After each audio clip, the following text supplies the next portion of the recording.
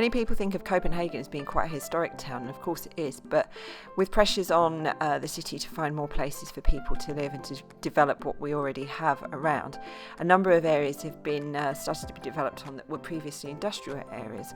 And Nordhavn, which literally means North Harbour, is one of those places. It used to be somewhere that was used for the harbour, cruise liners and different shipbuilding activities, but over the last sort of 10 years or so, development has started in this area, and they've taken what was an old industrial area and turned it into a thriving new community. In fact, it was the first new postcode in Copenhagen for I think almost a century.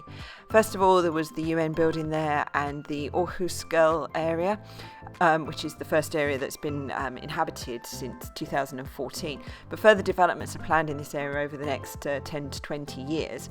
And already there are a lot of bars, a lot of restaurants, supermarkets, a new cinema is going to be opening. There's an area for swimming in the harbour. There's also an area for exercise.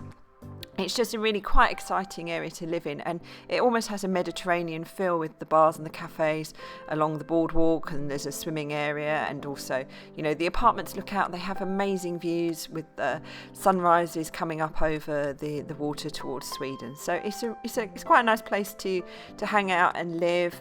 The new metro is going to be coming down here in the next couple of years, and Copenhagen International School has already relocated. So an exciting area. Easy to reach already by train to Nordhavn S train station, but I would recommend coming down, taking a walk around, maybe getting a drink in one of the bars. If your budget extends to it, the restaurant at the top of the Silo building is a lovely place to have a nice evening out.